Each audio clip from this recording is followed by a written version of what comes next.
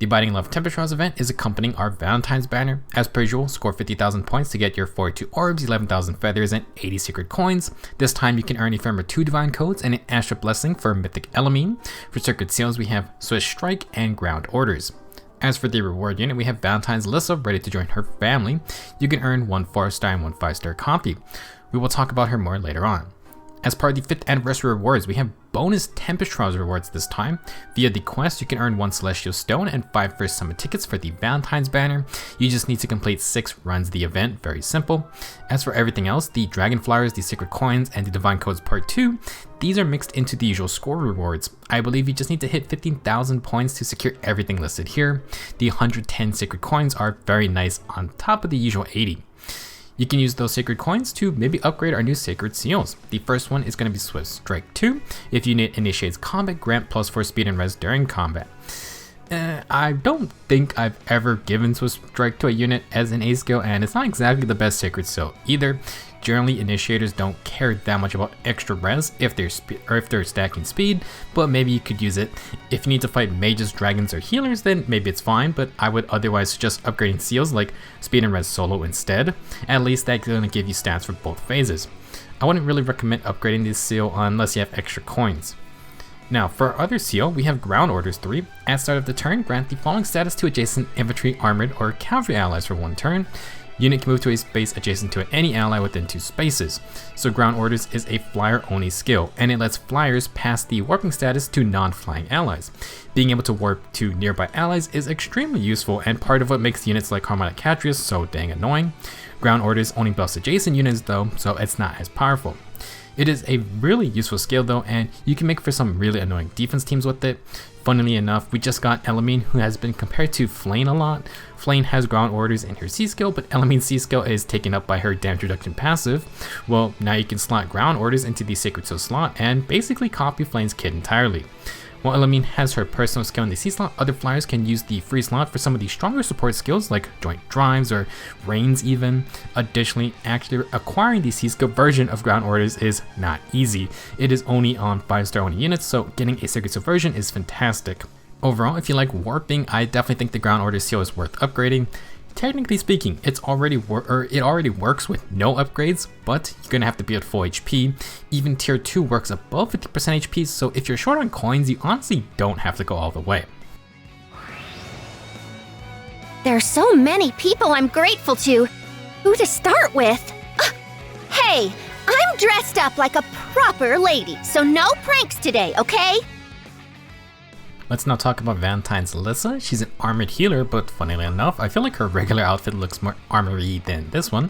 Now, armored healers are a rare breed. Lissa is only the 3rd one in the entire game and the only non-5-star option. She is unique basically by default. For stats, Lissa comes with 42 HP, 35 attack, 25 speed, 37 defense, and 40 resistance. Very tanky and definitely not delicate. Lissa will have a res super boon, and that can be utilized for certain skills. Her speed is not super low, so maybe you can invest in it, but you're gonna have to work for it. Her attack is also not that high, but it's fine considering her beefy defense and res stats. For her weapon, Lissa brings the inheritable Staff of Tribute Plus. This is a 12 might staff, and if unit is within 3 spaces of an ally, grant +6 defense res during combat, and restores 7 HP to the user and allies within 2 spaces after combat.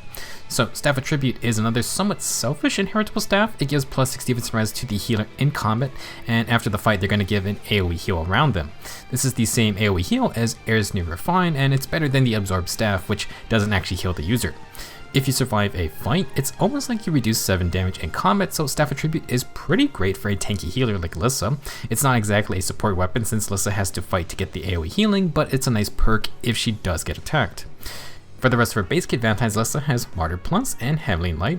Pretty standard healer skills, nothing special. Martyr can be used if you expect Lissa to get hurt a lot. For her A skill, Lissa comes with Defense and Res Ideal 3, which is actually a very neat A skill. It grants +5 Defense and Res during combat if the user is at full HP or if they have a bonus on them. It's a decent skill with no positioning requirements, but if you get hurt, you need a bonus to continue using it. Now, Defense and Res Ideal 3 is pretty good for Lissa with her staff that is +11 defense and res for basically just existing, and after combat, Lissa heals herself. She also has Martyr to possibly heal herself to full HP, and that would keep the skill active again. Nice bit of synergy going on. For her C skill, Lissa has Res Opening 3, grant plus 6 res to the highest res ally for 1 turn. This excludes the user. Basic buffing C skill that always targets your high res units. In terms of rarity, only Pirate Surtur has defensive res ideal for, so Lissa can help you fodder it off. Res Opening is on some other free-to-play friendly units, including Lissa's sister. Overall, not a bad base kit for a healer. Staff Attribute and defensive res ideal make Lissa even tankier, and she barely has to do anything. If she does get hurt, she has self-healing via her weapon and Martyr Plus. If you want to merge Valentines Lissa, she will get plus 1 HP, attack, and res for the neutral nature. That isn't bad if you don't want to spend trait fruits. She does have a res super boon to get to 44 resistance, which is very impressive. You could go all in on flat res stacking, or perhaps take the res super boon with something like a defense ascended asset. Since there are only 3 armored healers in the whole game, there is not a lot of competition for Lissa. She is part of a very unique class type, although generally speaking, healers aren't that different from each other unless they got unique staffs. You got your faster healers with defensive offensive stats, and then you got some slower ones with tankier stats. Lissa gains access to some very interesting skills as an armored unit though. Now, Lissa is even more unique as a heroic grail unit. She's the easiest armored healer to merge without spending a lot of orbs, and that can be fun since armors just have so many base stats to work with. Compared to Winter, Sephirim, and Erica, Lissa has the lowest base attack, but the highest defense and res, with some speed if you want to do something with that. I wouldn't say she will be meta by any means, but you're free to go wild with her build if you do want to use her. For budget builds, Lissa's in a great spot. First off, her base kit is somewhat synergistic as we discussed, and you can add Wary Fighter as a decent defensive option. She would stop follow-up attacks, although obviously no follow-up and guaranteed follow-ups can bypass that. Still, it's a really cheap B skill that armor healers can use. For Sacred Seals, Staff Attribute Plus can stack healing with Mystic Boost for 13 HP after combat. It's not exactly the best tactic since if you die in combat, your after healing combat doesn't matter. However, Lissa is a tanky girl, so if you don't have anything else, then it's fine. If you want stat boosters, then Fortress Defense and Res 2 can be in the A slot and the Secret Seal slot. Flat res can be useful to stack because Lissa can run Sabotage or Ploy debuffs. Sabotage res is on Solon, and we have a wide variety of Ploy C skills or Sacred Seals. Other stat boosters can be Bonds or Forms, or the Shield Session Seal. We just want Lissa to survive. Dove Ranged is a combative option to negate field buffs. Additionally, healers can run quicker posts, and I don't see why you shouldn't use the Wrathful Staff Vine for Staff Attribute. Lissa isn't going to be killing everyone, but she could provide some colorless damage if needed, and you could stack some attack buffs as well. If you prefer to just support the team, then Lissa can run any of the available healing assist skills or specials. Miracle can be fun since Lissa can take some hits. As an armor unit, she can be used in armor teams or run the armor emblem team buffs, nothing wrong with that, and we'll occasionally have armor only team quests. Unless you got Winter Sephirim or Erica, Lissa is your only armored healer for those teams. Now, I'm not exactly endorsing max investment for Lissa, but let's see what fun skills she can run. As far as I know, armor healers can run any Fighter B skills, minus Hardy Fighter. My Valentine's Owain cannot run Flashing Blade because apparently that is too much. Meanwhile, my healer can run Crafty, Slick, or Special Fighter. Makes sense to me. If you really want, you can give Lissa these premium B skills for extra follow-up attacks, guard, or cooldown reduction. The only issue is that she won't have the best combative power since healers can run damage specials and their staffs are mostly not tuned for combat. Still, if you're crazy enough, go for it, and Lissa can even run far or near save. I mean, Staff Attribute does help her survive, and Lissa can try to just tank hits. Killing power is not going to be amazing compared to a normal unit, but I'm not going to stop you. If you really want, you could run something like Distant Defense 4 with the Distant Defense 3 Secret Seal, Crafty Fighter, and Demon as far as save. If you want to proc Miracle, you could also go with something like Special Fighter to get there faster. Now, let's just entertain a fun idea for a bit. Even Lissa can run Savvy Fighter. Why in the world would you do it? I don't know, but it's not impossible to utilize. 25 base speed, plus 10 marriages, Palm Staff for minus 5 attack and speed debuffs, and then speed increasing A skills and Sacred Seals. Throw in Far Save because why not? This gives a healer damage reduction and no follow-up 3. Forget true damage, you will probably inflict emotional damage on someone if they lost to a Savvy Fighter with Valentines Lissa. Again, not endorsing it, but boy, it'd be hilarious to see. For other combative staffs, there is the Observant Staff, but that one is much harder to come by. Okay, enough memeing what premium support skills can you give Lissa. Well, recently Grand Scratcher was available via Ephemeral Comet manuals. Cooldown reduction is always great for a team.